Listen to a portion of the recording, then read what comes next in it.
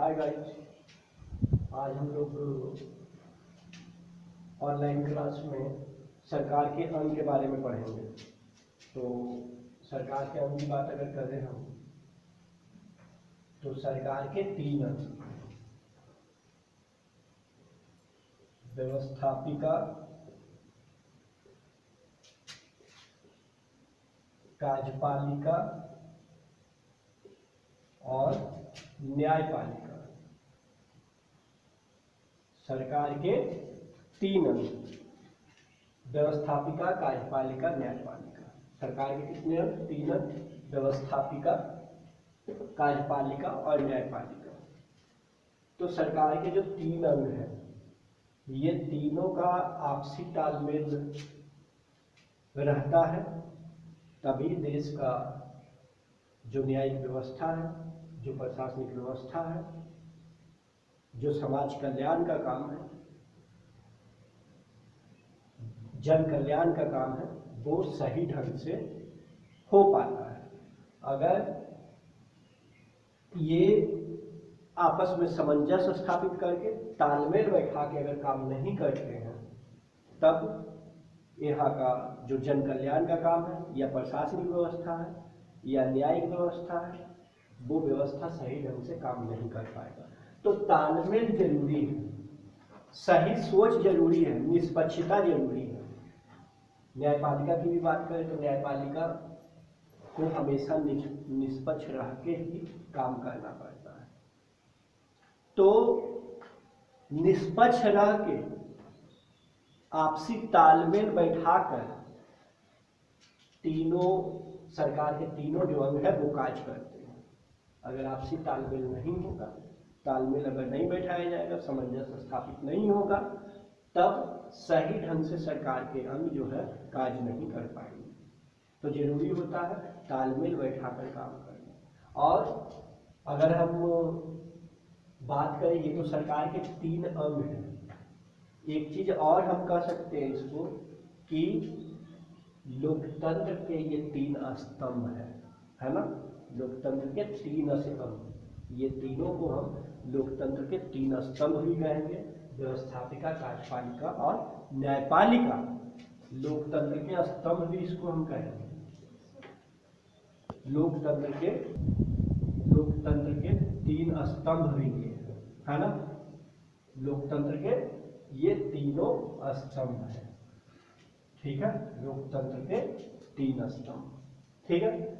चौथा स्तंभ भी है। चौथे स्तंभ को हम प्रेस कहते हैं। क्या कहते हैं? प्रेस, है ना। तो प्रेस जो है चौथा स्तंभ कहलाता है लोकतंत्र का। तो चौथे स्तंभ की बात करें तो ये भी बहुत महत्वपूर्ण है हमारे देश के लिए, कि प्रेस की एक अहम भूमिका होती है। और वो अहम भूमिका होती है कि ये भी निष्पक्ष रह के सारी इवेंट को, जितने तरह का इवेंट होता है, उस इवेंट को दिखाते हैं, है ना। और जनता तक पहुंचाते हैं कि सरकार के कार्यों के बारे में बताते हैं प्रेस। और ये बताता है सरकार के कार्यों को, और उसके बाद क्या कमियां रह गई, क्या खामियां रह गई है सरकार में, कौन कार्य कैसे होगा। कहीं ना कहीं ये प्रेस जो है बताता है लोगों तक। इस प्रकार से हम ये कह सकते हैं कि हमारे देश के लिए प्रेस की अहम भूमिका होती है। तो प्रेस जो है वो चौथा स्तंभ है। लोकतंत्र का चौथा स्तंभ किसको कहते हैं दोस्तों? प्रेस को कहते हैं। 3 स्तंभ तो पहले व्यवस्थापिका, कार्यपालिका, न्यायपालिका बता चुके हैं। तो प्रेस जो है चौथा स्तंभ है। एक चीज और कहना चाहेंगे हम कि कार्यपालिका के बारे में भी हम डिटेल से पढ़ेंगे, बाद में न्यायपालिका भी पढ़ेंगे, व्यवस्थापिका भी पढ़ेंगे। तो पहले थोड़ा सा हम कार्यपालिका के बारे में देख लेते हैं कि कार्यपालिका का जो है उसके बारे में। कार्यपालिका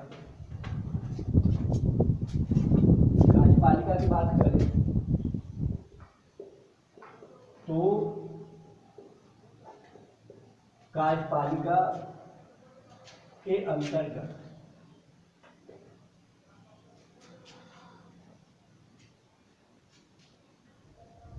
कार्यपालिका के अंतर्गत हमारे देश के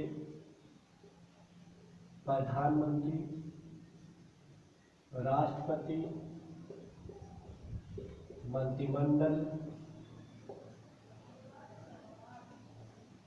इसका बहुत महत्वपूर्ण भूमिका होता है। उसी प्रकार से राज्यों में कार्यपालिका की बात करें तो राज्य में कार्यपालिका जिस प्रकार से हमारे देश के प्रधानमंत्री, राष्ट्रपति, मंत्रिमंडल, उसी प्रकार से राज्यों के लिए भी कार्यपालिका होंगे और वहाँ के लिए राज्यपाल, मुख्यमंत्री, उनके मंत्रिपरिषद, ये सब होंगे। तो यहाँ पर देश के प्रधानमंत्री, राष्ट्रपति, मंत्रिमंडल ये महत्वपूर्ण भूमिका कार्यपालिका में रखते हैं। जैसे कि देखा जाए अगर कार्यपालिका की बात हम करें तो प्रधानमंत्री वास्तविक कार्यपालिका कहलाएंगे, है ना। प्रधानमंत्री को क्या कहेंगे हम? प्रधानमंत्री वास्तविक कार्यपालिका, वास्तविक कार्यपालिका। वास्तविक कार्यपालिका कौन होता है दोस्तों? तो प्रधानमंत्री वास्तविक कार्यपालिका होते हैं। प्रधानमंत्री क्या होते हैं? वास्तविक कार्यपालिका होते हैं। उसी प्रकार से अगर हम देखते हैं प्रधानमंत्री वास्तविक कार्यपालिका होते हैं और संवैधानिक, तो कार्यपालिका का वास्तविक प्रधान, एक प्रकार से हम ये कह सकते हैं कि कार्यपालिका का वास्तविक प्रधान कौन होते हैं, है ना। कार्यपालिका का वास्तविक प्रधान कौन होगा? तो प्रधानमंत्री होंगे। कार्यपालिका का वास्तविक प्रधान कौन होंगे? प्रधानमंत्री, है ना। तो वास्तविक प्रधान भी इसको हम कह सकते हैं, कार्यपालिका का वास्तविक प्रधान, है ना। वास्तविक प्रधान, कार्यपालिका का वास्तविक प्रधान कौन होंगे? प्रधानमंत्री। और संवैधानिक, है ना, संवैधानिक प्रधान कौन होंगे? संवैधानिक प्रधान होंगे राष्ट्रपति, है ना। संवैधानिक प्रधान कौन होंगे? राष्ट्रपति। कार्यपालिका का संवैधानिक प्रधान राष्ट्रपति और कार्यपालिका का वास्तविक प्रधान प्रधानमंत्री। ये बहुत महत्वपूर्ण क्वेश्चन है दोस्तों, चाहे एकेडमिक हो पढ़ाई या फिर जनरल कंपटीशन की बात करें तो ये क्वेश्चन देते रहता है। इस क्वेश्चन में अक्सर लोग फंस जाते हैं, तो इसको एकदम नजरअंदाज नहीं करना है, ध्यान रखना है कि अगर वास्तविक कार्यपालिका पूछे कि कार्यपालिका का वास्तविक प्रधान कौन होता है तो प्रधानमंत्री होते हैं। अगर पूछे कि संवैधानिक प्रधान कौन होता है या औपचारिक प्रधान कौन होता है ना, या औपचारिक प्रधान, संवैधानिक या औपचारिक प्रधान, तो कार्यपालिका का संवैधानिक या औपचारिक प्रधान कौन होते हैं? राष्ट्रपति होते हैं। तो ये याद रखना आपको, हर हाल में इस तरह के क्वेश्चन जो है एग्जाम में पूछे जाते हैं। आज के लिए इतना ही, दैट्स ऑल।